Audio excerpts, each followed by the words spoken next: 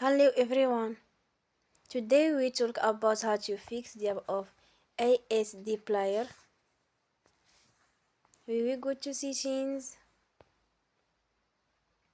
Then we click on apps. After that we will search the app ASD player and we click. Then we will on for stop. After that we will go to storage. Then we click on clear cache. In the end, turn off your phone and you will recharge your phone again.